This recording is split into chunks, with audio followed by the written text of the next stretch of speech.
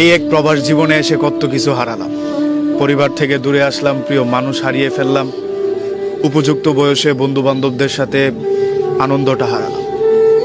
এই প্রবাস আমার কাছ থেকে অনেক কিছু কেড়ে নিয়েছে। আলাদা দিনের মতো ঈদের দিনের আনন্দটাও কেড়ে নিয়েছে।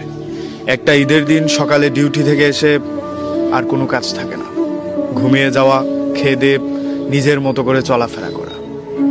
একটা পরিবার ছাড়া প্রবাসে ঈদ কাটানো কতটা কঠিন সেই ছেলেটাই বলতে পারবে, যেই ছেলেটা পরিবার ছেড়ে কয়েক বছর যাবৎ প্রবাসে বসবাস করে।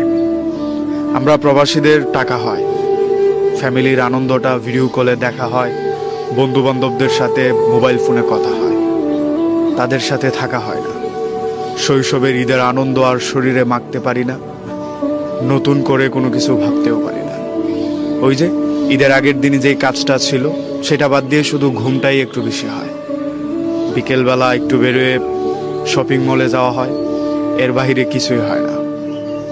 যেই ছেলেটা 5 বছর যাবৎ প্রবাসে পড়ে আছে, তাকে জিজ্ঞাসা করলে আপনি বুঝতে পারবেন মা ছাড়া ঈদটা কতটা সাদা কালো হয়। যে বন্ধু বান্ধবদের সাথে ইন্টার অবধি পড়াশোনা করে প্রবাসে চলে এসেছি, তাদেরকে ছাড়া ঈদটা তো হয়, কিন্তু তাদের সাথে আর আনন্দটা হয় না। একটা মানুষের সাথে থেকে যাওয়ার কথা থাকলেও শুধুমাত্র প্রবাসী হওয়ার কারণে সে ছেড়ে যেতে